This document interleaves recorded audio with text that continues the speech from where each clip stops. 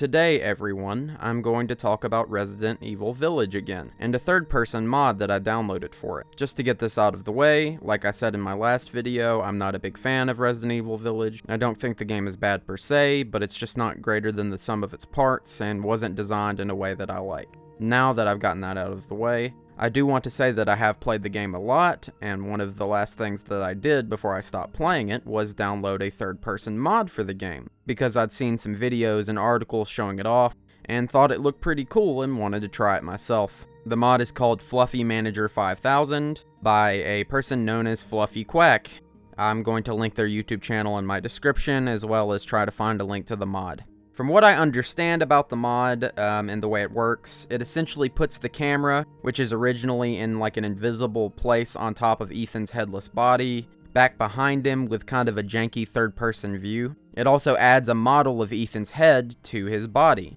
I know this because, despite not having it recorded, when I originally tried to install the mod, I didn't do it right, and had a third-person view of a headless Ethan wandering around his house holding his baby. It was pretty funny, honestly.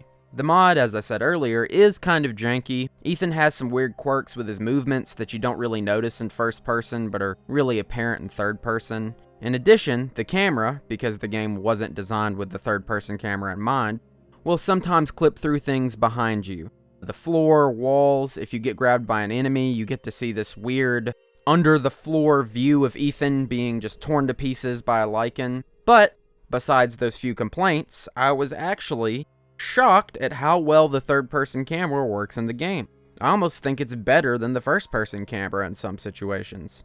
You really get a feel for Ethan's place in the world.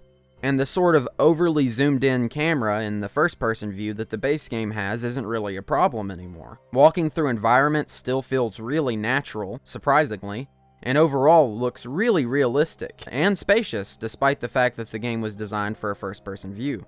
I often find that it's hard to toe the line with designing games that don't feel too claustrophobic, but feel realistic. You know, you have to make them open enough so you can move around, so that's really cool. The sense of scale in the game also feels a lot more like recognizable and noticeable. I didn't really find myself too shocked at how big Lady Dimitrescu really was while playing the game in first person, or how scary and intimidating the lichens really were. But in third person, you really get a sense of how small and different Ethan is to these other creatures and people in the game. Not to mention, you get to see the fact that Ethan, besides the still model of a head, is really well animated in the game. Not just his hands, but like his whole body, his arms, his legs, his midsection, everything was really animated really well and paid attention to. You don't really get to appreciate that much in the first-person view of the game because of the overfocus on his hands as you play. But you really do notice it and get to see all of the effort that was put into animating him when the camera is pulled back, and it's really admirable and neat. Now, of course, back to the kind of janky aspect of it. There is still some stuff that we do see that is incredibly funny. Ethan becomes this, like, horrifying monstrosity when he crouches and aims at the same time. Literally, like, his neck and back shoot up really high, and he groans like extra bones and musculature so he can get this absolute scary, Chad-dominating pose. I think they had to make the game first person, because if you saw Ethan doing this, you would know something was up. You'd know he wasn't normal. Also, I mean, you would think if you knew that Ethan could do that and you could see it, that the enemies would be way more scared of him, right? Like, seeing that thing crouching, coming at you, just, geez Louise, man, keep it away. Not to mention, as Minnie pointed out, in first person, you can swap the weapons really quick and it looks like he has multiple arms. In third person, it's even crazier. The man moves so fast that either, like, his hands are a blur and you just see them again repeating, or he has just, like, the mental powers to summon up ghost hands which swap his weapons into his real hands for him. It's so funny to see this in third person and think about that kind of stuff. I wouldn't say that the game is actually any less scary in third person. I mean, besides the broken nature of the camera like clipping through stuff, it would probably take you out of the game there if this was a first playthrough.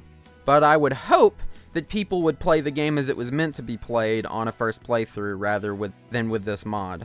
To be honest, I think I found some parts actually scarier. As I said earlier, you do kind of get a better feel for the danger going on around you, as well as Ethan's kind of small place in the world when you have this better sense of scale.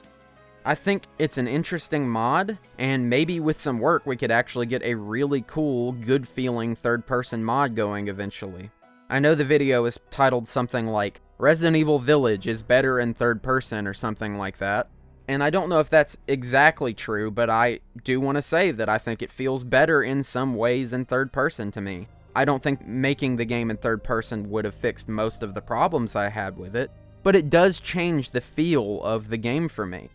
I don't know exactly how to describe it, but it just has a different vibe to it.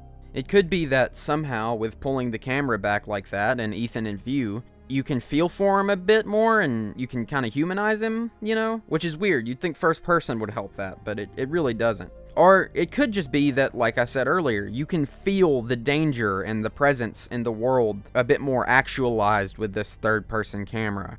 Give it a try, download the mod, and come back and tell me what you think.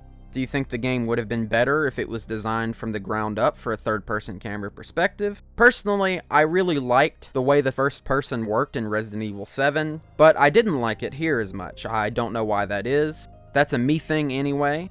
Thanks for watching. I'm trying to think of something to do for my 200 subscriber special or thank you. If I think of something, I'll have it out as soon as I can. The two biggest topics that I've covered on my channel are Omori and Resident Evil, so I might have to mix it up and try something new. I don't want to be the guy who just likes Omori and Resident Evil, because I do actually like a lot of things. It's just hard sometimes to decide, oh, what should I make a video on, and I'm trying to be better about that. Anyway, again, thanks for watching, and bye.